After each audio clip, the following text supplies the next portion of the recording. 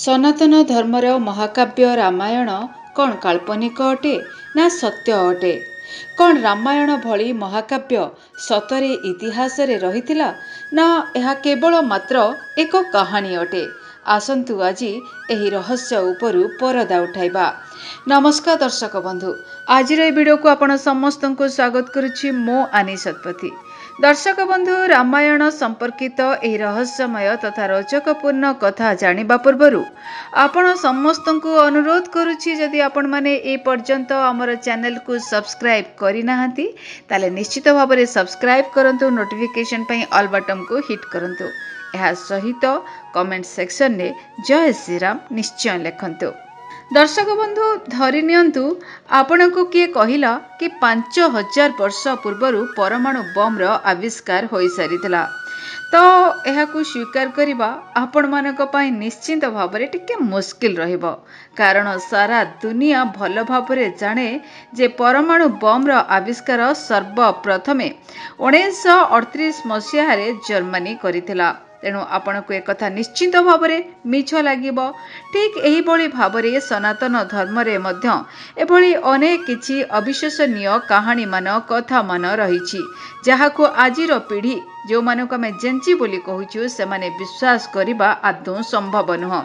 ଆଉ ଏହା ହିଁ କାରଣ ଅଟେ କି ସନାତନ ଧର୍ମର ମହାକାବ୍ୟ କୁହାଯାଉଥିବା ରାମାୟଣର ଅସ୍ତିତ୍ୱ ଓ ଇତିହାସକୁ ନେଇ ଅନେକ ସମୟରେ ଲୋକମାନେ ପ୍ରଶ୍ନ ଉଠାନ୍ତି। ଏ ଯେମିତିକି ଆମେ ସମସ୍ତେ ଜାଣୁ କି ଏରୋପ୍ଲେନ୍ ବା ବିମାନର ଆବିଷ୍କାର 1903 ମସିହା ଡିସେମ୍ବର ମାସ 17 ତାରିଖରେ ରାଇଟ୍ ବ୍ରଦର୍ସ କରିଥିଲେ, କିନ୍ତୁ ରାମାୟଣରେ ଲଙ୍କାପତି ରାବଣ ମାତା ସୀତାଙ୍କର ଅପହରଣ ପାଇଁ ପୁଷ୍ପକ ବିମାନର ବ୍ୟବହାର କରିଥିଲେ। ଏକଥା ଅନେକ ଲୋକଙ୍କ ପାଇଁ ଅବିଶ୍ୱସନୀୟ ଅଟେ। ଏହା ମଧ୍ୟ ଅବିଶ୍ୱସନୀୟ ଅଟେ କେମିତି ଜଣେ ଲୋକର 10 ଗୋଟି ମୁଣ୍ଡ ଏକାଥରକେ ହୋଇପାରିବ। ଏହା ମଧ୍ୟ ବିଶ୍ୱାସ କରିବା ଆଦୌ ସମ୍ଭବ ନୁହଁ କେମିତି ଏକ ମାଙ୍କଡ଼ ଅର୍ଥାତ୍ ହନୁମାନ ନିଜର ହାତରେ ପୁରା ପାହାଡ଼କୁ ଟେକି ପ୍ରକାଶର ଗତିରେ ଆକାଶରେ ଉଡ଼ି ପାରିଥିଲେ। ଏ ସବୁ କଥା ଅବିଶ୍ୱସନୀୟ ନିହାତି ଅଟେ। ଆଉ ସବୁଠୁ ରୋଚକ କଥା ହେଲା, ଏ ସମ୍ପୂର୍ଣ୍ଣ ସୃଷ୍ଟିକୁ ରଚନା କରିଥିବା ଈଶ୍ୱର କିଏ ଅଟନ୍ତି? ନା ମନୁଷ୍ୟ ହିଁ ସବୁଠୁ ବଡ଼ ଧୁରନ୍ଧର ଅଟେ। ଏ ସବୁ ତଥ୍ୟକୁ ସତ୍ୟ ପ୍ରମାଣିତ କରିବାକୁ ଇତିହାସରେ ପ୍ରମାଣ ଏବଂ ସାକ୍ଷୀ ମଧ୍ୟ ରହିଛି। ଉଦାହରଣ ସ୍ୱରୂପ ପ୍ରଥମ ପ୍ରମାଣ ରାମସେତୁକୁ ହିଁ ଆପଣ ନିଅନ୍ତୁ। ଦର୍ଶକ ବନ୍ଧୁ, କୁହାଯାଏ ପ୍ରଭୁ ଶ୍ରୀରାମଚନ୍ଦ୍ର ବାନରମାନଙ୍କର ସହଯୋଗରେ ଲଙ୍କାରୁ ମା ସୀତାଙ୍କୁ ଆଣିବା ପାଇଁ ଏହି ପୋଲ ବା ସେତୁର ନିର୍ମାଣ କରିଥିଲେ। ଏ କଥା ସେତେବେଳେ ଜଣାପଡ଼ିଥିଲା ଯେତେବେଳେ ଅନ୍ତରୀକ୍ଷରୁ ସ୍ୟାଟେଲାଇଟ୍ ଦ୍ୱାରା ପୃଥିବୀ ପୃଷ୍ଠର ଫଟୋ ନିଆଯାଇଥିଲା। ଏହି ସମୟରେ ସମଗ୍ର ଦୁନିଆକୁ ଏହି ତଥ୍ୟ ଆସିଥିଲା କି ସମୁଦ୍ର ଭିତରେ ଏଭଳି ଏକ ପୋଲ ରହିଛି ଯାହା ଭାରତ ଏବଂ ଶ୍ରୀଲଙ୍କାକୁ ଯୋଡ଼ୁଛି। ଏହାର ନିର୍ମାଣ ଆଜିଠାରୁ ପ୍ରାୟ 5000 ଈସା ପୂର୍ବରୁ ହିଁ ହୋଇଥିଲା। ଦ୍ୱିତୀୟ ପ୍ରମାଣ ସ୍ୱରୂପ 4 ଗୋଟି ଦାନ୍ତ ଥିବା ହାତୀର ଉପସ୍ଥିତି, ଯାହା ସମ୍ପର୍କରେ ସୁନ୍ଦର କାଣ୍ଡରେ ଉଲ୍ଲେଖ କରାଯାଇଛି। ସେହି 4 ଗୋଟି ଦାନ୍ତ ଥିବା ହାତୀ, ଯାହାକୁ ହନୁମାନ ରାବଣର ମହଲକୁ ସୁରକ୍ଷା ଦେଉଥିବାର ଦେଖିଥିଲେ। ପ୍ରକୃତରେ ଏହି ହାତୀର ପ୍ରଜାତିକୁ ଆଜିର ବିଜ୍ଞାନରେ ଗମ୍ଫୋଥିୟର ନାମରେ ଜଣାଯାଏ। ତୃତୀୟ ପ୍ରମାଣ 1975 ମସିହାରେ ଭାରତୀୟ ପୁରାତତ୍ତ୍ୱ ସର୍ବେକ୍ଷଣ ବିଭାଗ ଅଯୋଧ୍ୟାରେ ବାବ୍ରି ମସଜିଦ୍ ପାଖରେ 14ଟି କଷୋଟି ପଥରରେ ନିର୍ମାଣ କରାଯାଇଥିବା ସ୍ତମ୍ଭକୁ ଖୋଜିକି ବାହାର କରିଥିଲେ, ଯାହା ଉପରେ ଏଭଳି କିଛି ଚିହ୍ନ ରହିଥିଲା ଯାହା କେବଳ ମନ୍ଦିରରେ ହିଁ ମିଳିଥାଏ। ଚତୁର୍ଥ ପ୍ରମାଣ ସବୁଠୁ ମହତ୍ତ୍ୱପୂର୍ଣ୍ଣ କଥା, ପ୍ରଭୁ ଶ୍ରୀରାମଙ୍କର ଜନ୍ମକୁ ନେଇ ସବୁବେଳେ ଲୋକମାନେ ବିଭିନ୍ନ ପ୍ରକାରର ପ୍ରଶ୍ନ ଉଠାନ୍ତି। ଏହାର ଉତ୍ତର ମଧ୍ୟ ବୈଜ୍ଞାନିକମାନେ ଖୋଜିକି ବାହାର କରିଲେ।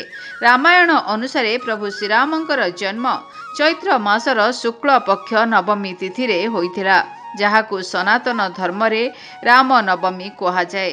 ସେହି ସମୟରେ ଚନ୍ଦ୍ର ନକ୍ଷତ୍ର ପୁନର୍ବାସ ଥିଲେ ଏବଂ ସୂର୍ଯ୍ୟ ମଙ୍ଗଳ ମକର ରାଶିରେ, ଶନି ତୁଳା ରାଶିରେ, ବୃହସ୍ପତି କର୍କଟ ରାଶିରେ ଏବଂ ଶୁକ୍ର ମୀନ ରାଶିରେ ଉପସ୍ଥିତ ଥିଲେ। କର୍କ ଲଗ୍ନ ଥିଲା ଏବଂ ବୁଧ ଓ ଚନ୍ଦ୍ରମା ଏକା ସହିତ ଚମକୁଥିଲେ। ଏକଥା ପ୍ରମାଣିତ ମଧ୍ୟ ହୋଇସାରିଛି।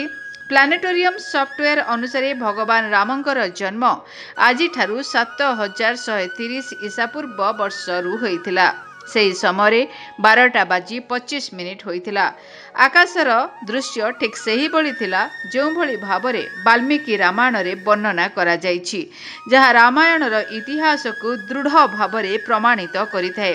ଏଥିପାଇଁ ଆପଣମାନେ ଭଲ ଭାବରେ ବୁଝିପାରିଥିବେ କି ଇତିହାସ ସମ୍ପର୍କରେ ପ୍ରଶ୍ନ ଉଠାଇଲେ ବା ଦ୍ୱନ୍ଦ୍ୱ ସୃଷ୍ଟି କରିଲେ ଇତିହାସ କେବେ ମଧ୍ୟ ବଦଳେ ନାହିଁ। ତେଣୁ ରାମାୟଣ ମହାକାବ୍ୟ ଆଦୌ ମିଥ୍ୟା ନୁହଁ, ବରଂ 100% ସତ୍ୟ ଅଟେ। ପ୍ରଶ୍ନ ଉଠୁଛି କି ଯେଉଁ ନ୍ୟାୟାଳୟ, ଯେଉଁ କୋର୍ଟ ରାମନବମୀ ଦିନ ବନ୍ଦ ରହେ, ଛୁଟି ରୁହେ, ସେହି ନ୍ୟାୟାଳୟ, ସେହି କୋର୍ଟ ରାମଙ୍କ ଜନ୍ମର ପ୍ରମାଣ କାହିଁକି ମାଗୁଛନ୍ତି? ଆପଣମାନେ ଏହାର ଉତ୍ତର ଆମକୁ କମେଣ୍ଟ ସେକ୍ସନରେ ଲେଖିକି ଜଣାଇବା ସହିତ ଯଦି ଆପଣମାନେ ରାମାୟଣ ଭଳି ମହାକାବ୍ୟକୁ ବିଶ୍ୱାସ କରୁଛନ୍ତି, ଯଦି ପ୍ରଭୁ ଶ୍ରୀରାମଚନ୍ଦ୍ରଙ୍କର ଅସ୍ତିତ୍ୱକୁ ବିଶ୍ୱାସ କରୁଛନ୍ତି, ତାହେଲେ ନିଶ୍ଚିତ ଭାବରେ କମେଣ୍ଟ ସେକ୍ସନରେ ଜୟ ଶ୍ରୀରାମ ଲେଖନ୍ତୁ।